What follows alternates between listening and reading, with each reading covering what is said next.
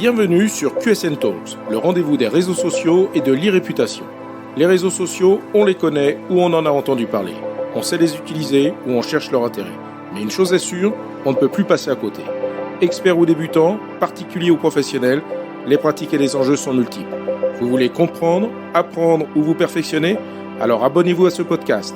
Je suis Frédéric Foscani, spécialiste des réseaux sociaux et de l'e-réputation, consultant, formateur et conférencier. Je vous propose ici des astuces, des news, des analyses, des conseils et les dernières tendances.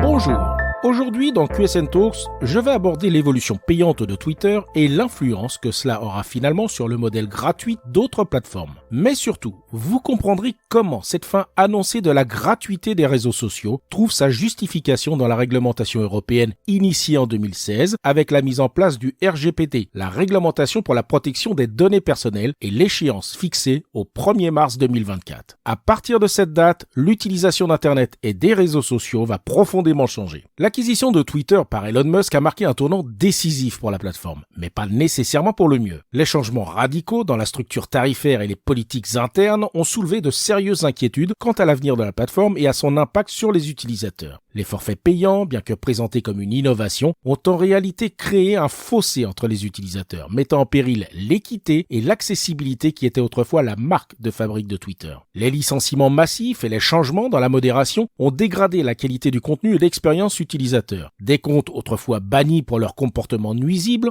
ont trouvé un chemin de retour, reprenant leurs habitudes de harcèlement et de désinformation, la certification payante ne garantissant plus l'authenticité d'un compte. Ces choix ont eu des conséquences auprès de nombreuses entreprises qui ont pris la décision de quitter Twitter ou de ne plus y faire de publicité. General Motors, le constructeur automobile américain, a annoncé suspendre temporairement ses annonces publicitaires sur Twitter, devenant ainsi l'un des premiers grands annonceurs à prendre une telle décision suite au rachat de la plateforme par Elon Musk, suivi notamment par d'autres grands annonceurs tels que Volkswagen et United Airlines. Il ne s'agit pas d'un épiphénomène. Depuis le rachat de Twitter par Elon Musk, la plateforme a connu une baisse significative des investissements publicitaires. Elon Musk lui-même a avoué lors de la publication des résultats du deuxième trimestre, en juillet dernier, que la plateforme avait subi une chute d'environ 50% des revenus publicitaires depuis son acquisition. Les achats de publicité des 30 principaux annonceurs de Twitter ayant eux diminué de 42%. En France, Twitter a même perdu 80% de ses revenus publicitaires depuis le rachat par Elon Musk. Ces chiffres montrent une tendance claire de méfiance et de retrait vis-à-vis de la plateforme, reflétant les inquiétudes croissantes quant à l'impact des changements apportés par la nouvelle direction. En France, le 27 octobre dernier, date anniversaire de l'acquisition de Twitter par Elon Musk, un appel au boycott avec le hashtag #NoTwitterDay témoignait de la montée de l'insatisfaction des utilisateurs. Trop dépendant des revenus publicitaires que ses propres choix ont fait chuter, Elon Musk a fait le pari de rendre sa plateforme payante pour les utilisateurs. Twitter subit donc une transformation majeure, se muant en une plateforme où les privilèges sont désormais monnayés. Les forfaits payants, introduits en octobre 2023, ont non seulement modifié la structure de revenus de la plateforme, mais ont également eu un impact profond sur l'expérience utilisateur, créant une hiérarchie claire entre ceux qui peuvent payer et ceux qui ne le veulent pas. Après un premier forfait à $8, Elon Musk vient d'annoncer la création de nouveaux forfaits payants qui auront comme finalité de réduire à peau de chagrin les fonctionnalités accessibles par la version gratuite. Premier forfait, le Twitter basique, proposé à $3 par mois, offre peu d'avantages avec une expérience truffée de publicité et de limitations diverses. Il sera possible de corriger un message, les vidéos publiées pourront être plus longues, mais vous n'aurez pas accès aux outils destinés aux créateurs, il n'y aura pas non plus de possibilité de gagner de l'argent avec la plateforme et pas de possibilité d'accéder au fameux badge bleu dit de certification. Deuxième forfait, le forfait premium à $8 par mois, le premier forfait historique créé sur la plateforme réduit le nombre de publicités et introduit un système de certification payant qui érode bien évidemment la confiance dans ce badge bleu. Les publicités seront réduites de 50% et on nous annonce une expérience utilisateur améliorée. Twitter Premium Plus, le troisième forfait forfait est proposé, lui, à $16 par mois. Aucune publicité ne sera proposée aux utilisateurs, mais à un prix hors de portée pour la majorité, créant une élite sur la plateforme. Les tweets diffusés par les utilisateurs seront rendus beaucoup plus visibles. La version gratuite de Twitter, autrefois célébrée pour son accessibilité, est maintenant submergée de publicités et de restrictions diverses. Les utilisateurs se retrouvent noyés dans un flot incessant de contenus sponsorisés avec une visibilité et des fonctionnalités réduites, dans le but, bien évidemment, de les pousser à envisager les options payantes. Voyons maintenant comment la législation européenne justifie Twitter dans cette évolution et annonce ce qui attend les utilisateurs des réseaux sociaux. Tout comme Twitter, le modèle de Facebook et Instagram se base sur les recettes générées par les publicités qui s'appuient sur les données personnelles. Or, cette collecte des données personnelles est aujourd'hui dans le viseur de l'Union européenne qui a montré la voie dès 2016 avec le règlement européen sur la protection des données, le fameux RGPD. Meta a donc décidé de marcher dans les pas de Twitter en mettant en place des forfaits payants et c'est probablement ce qui pourra sauver la plateforme d'Elon Musk de ses choix. À partir du moment où d'autres plateformes décident d'appliquer les mêmes recettes, Twitter ne sera plus isolé et risquera moins de voir ses utilisateurs quitter la plateforme pour d'autres puisqu'elles deviendront également payantes. Alors pourquoi Meta lance-t-il des abonnements payants en Europe? On se souvient de cette fameuse phrase de Mark Zuckerberg, Facebook, c'est gratuit et ça le restera toujours. Comme quoi, il est toujours vrai que les promesses n'engagent que ceux qui y croient. La mise en place de forfaits payants par Meta permettra de se conformer à la législation européenne sur les données personnelles et la publicité, à savoir le règlement sur les marchés numériques, le DMA, et le nouveau règlement sur les services numériques, le DSA. Le DMA prévoit notamment qu'il ne sera plus possible d'utiliser les données personnelles d'un utilisateur à des fins de publicité ciblée sans son consentement explicite. Et le DSA vient d'ajouter un cadre aux activités des géants du net et fixe au 6 mars 2024 l'échéance pour s'y conformer. C'est donc la législation européenne qui est finalement à l'origine de la fin annoncée de la gratuité des plateformes sociales, puisque désormais le refus de laisser les plateformes utiliser ces données personnelles se fera en contrepartie d'un abonnement payant. Cette même législation qui empêchait Meta de déployer Threads en Europe, le réseau social lancé pour concurrencer Twitter, devrait donc conduire à son déploiement probable après mars 2024 grâce au contournement que permet la mise en place d'abonnements payants. Dès novembre 2023, Meta va donc proposer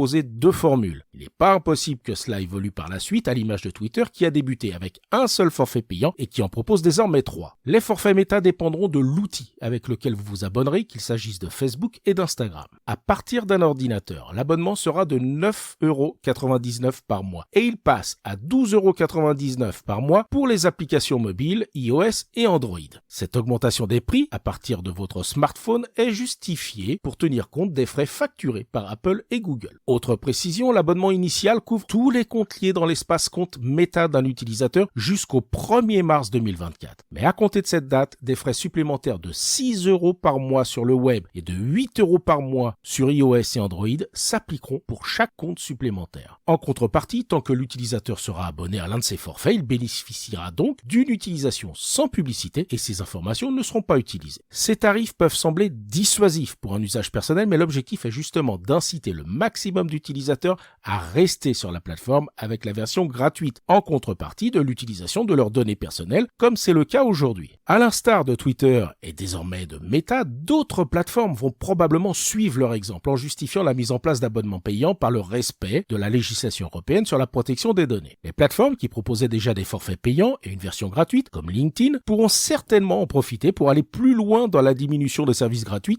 et la mise en place de forfaits. Récemment, LinkedIn a par exemple annoncé que la version gratuite d'un profil permettra seulement 10 demandes de contact par mois, alors que le principe de la demande de contact est l'essence même d'un réseau social, a fortiori pour un objectif professionnel. En conclusion, l'avenir de Twitter n'est probablement plus si incertain. L'évolution de Twitter sous la direction d'Elon Musk s'est avérée être une descente périlleuse, marquée par une dégradation de l'expérience utilisateur, une perte de confiance et un départ tant des utilisateurs que des annonceurs. Les forfaits payants, loin d'être une solution, ont exacerbé les problèmes existants, créant une plateforme divisée et en proie à la controverse. Mais si l'avenir de Twitter semblait incertain, le nouveau modèle payant risque d'influencer d'autres plateformes à l'instar de Meta et en conforter d'autres comme LinkedIn, pouvant désormais s'appuyer sur la législation européenne pour justifier ses choix et faire payer l'utilisateur. Tout Toutes les plateformes et messageries sont concernées par la réglementation européenne si elles veulent pouvoir y être utilisées. Twitter sera donc moins seul, il risquera moins la fuite de ses utilisateurs. La diffusion de publicité sur ces plateformes sera donc le prétexte à la mise en place d'abonnements payants, probablement excessifs pour un usage personnel. Souhaiter conserver l'usage de ces plateformes gratuitement se fera donc au détriment de l'utilisation de nos données personnelles.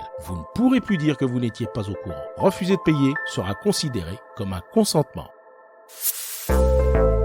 Cet épisode vous a intéressé? Alors abonnez-vous pour ne pas rater la suite. Et n'hésitez pas à donner 5 étoiles au podcast sur Apple Podcast et à le partager sur vos réseaux sociaux préférés. Ça fait toujours plaisir. Ce podcast est rendu possible par QSN Digital, l'agence que j'ai fondée pour conseiller, accompagner et former les professionnels, entreprises, dirigeants et personnalités à définir et gérer leur stratégie de présence sur les réseaux sociaux et leur e-réputation. Vous avez des problématiques de visibilité, d'image, de veille, de recrutement et de relations clients? Vous souhaitez développer votre marque employeur? Vous voudriez faire de vos collaborateurs des ambassadeurs? Contactez donc QSN Digital pour demander votre coach social media. Je me ferai un plaisir d'échanger avec vous. Pour me trouver, rien de plus simple, demandez à Google ou à vos réseaux sociaux. À bientôt.